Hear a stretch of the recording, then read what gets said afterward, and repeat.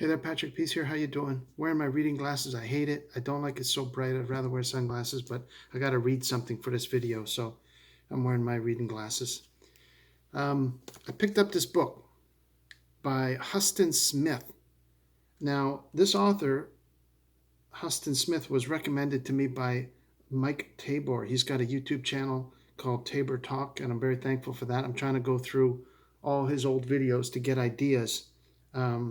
Because I felt a little synchronicity there that he gives me good ideas. So I very, very appreciate that. So I went to try and find the title that was recommended. I forget the title. It was The World's Religions or something like that. And they didn't have it, but they had this one. And this one is called The Soul of Christianity by Huston Smith, Restoring the Great Tradition. And the funny thing is, this already has really spoken to me. And I'd like to just go over one section from page 6 because it talks about exactly what I've been studying for the last 6 months or so. I just lost that. It says here, I'm not going to try and read too much because I want to respect the copyright of the author and all that, but let's just go through it a little bit here. Since science is empirical, everything in it spins off from our physical senses. The fact that those senses connect only with physical objects and that the entire house of science is founded on our physical senses led scientists to assume that matter is the fundamental stuff of the universe. There's nothing spiritual, just matter, right? This is what the scientists are saying. This is what all the atheists are saying.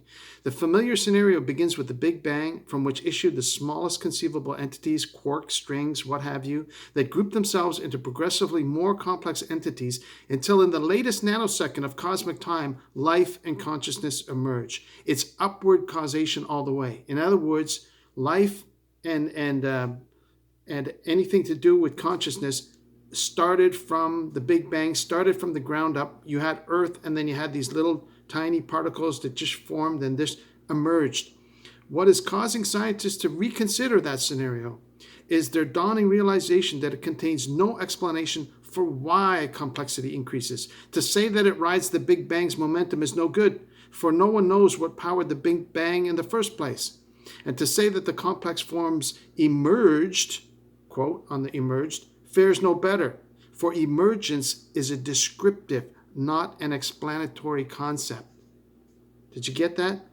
Emergence is a descriptive, not an explanatory concept. That's the foundation for people like Richard Dawkins' theories on the evolution of humanity. They say it had to have emerged. It just emerged. That's it.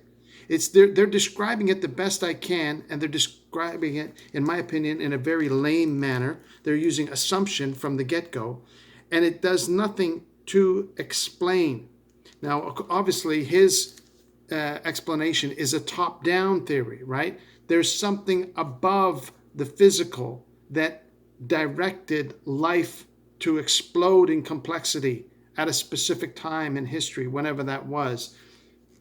4 million years ago, they found a skeleton that looks like a gorilla. So maybe it's older than that. 3.5 billion years ago, maybe that's when it started in the teeming plankton of the ocean or what have. It doesn't matter. It had to have been something outside.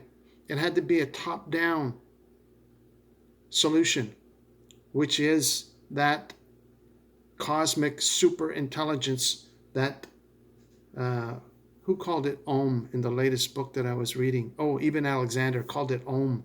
He said that when he experienced God, that was the best word he could think to describe his perception of God, which is interesting because that's a word that's also used to describe in a number of Eastern religions.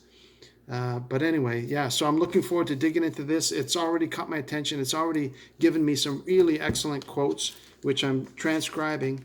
And I'm going to keep them. I keep them in my notes. I write them down, and then I have them as a permanent record. So when I have to return the book to the library, I can always just go and take my notes on that particular title.